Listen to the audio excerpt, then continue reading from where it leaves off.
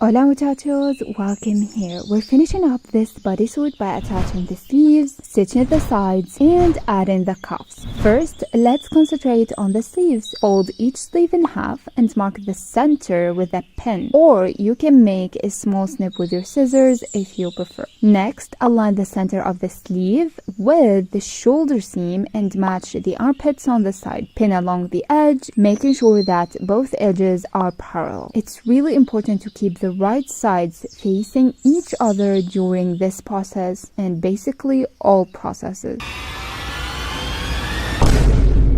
Now let's repeat these steps for the second sleeve. First, align the center with the shoulder seam. Second, match the armpits.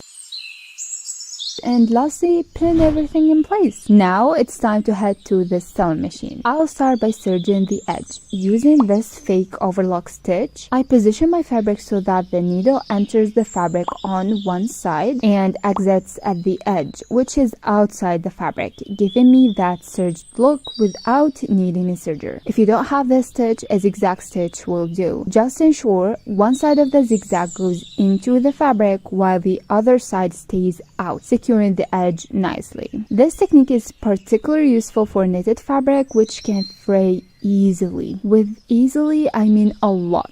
Once my edge is serged, I'll move on to making a straight stitch all along the edge. This will ensure the sleeve is securely attached and looks great on both the right and wrong sides. Professionalism, right? Now let's get started on adding the bias tape to the sleeves. Since we're making a Caroline PJ style bodysuit, it's important to attach the bias tape to the cuffs area before we sew them on. I'll place my tape with the folded edge lined up with the raw edge right where the cuffs will be attached later. And yes, I'm using a lot of pins to hold it in place. If you love pinning as much as I do, you know the joy. If not, now you understand. When you reach the end, cut the bias tape about 1 centimeter from the edge and make sure to do this for both sleeves. Once that is finished, stitch straight along the edge to secure everything. Oh, and please ignore my thread spool that keeps making an appearance. I promise I'll figure out how to keep it out of the frame in the future videos. Next, I'll trim the excess tape, and here is a handy tip for beginners who find matching armpit seams tricky. When I attach the sleeve, I leave about 5 centimeters of thread on both sides. While pinning, I tie a double knot with the 2 threads. This little trick really helped me when I was starting out, as it makes the garment look much neater. I know, no one is going to closely examine your armpit seams, but you will definitely notice them, and it will give you a confidence boost in your sewing skills.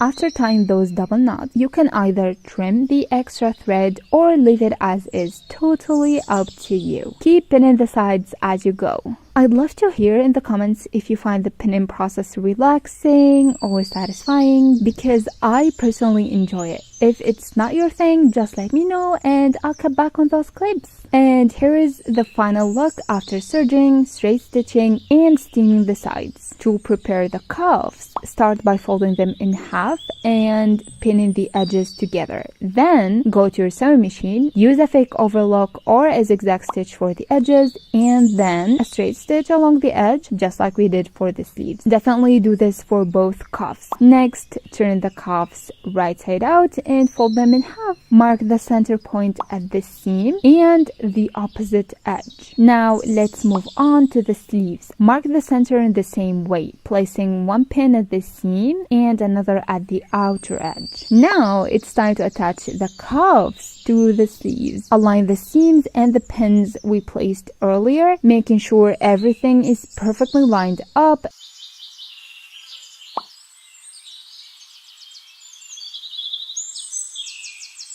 Do not hesitate to use plenty of pins. They help keep everything secure while you sew.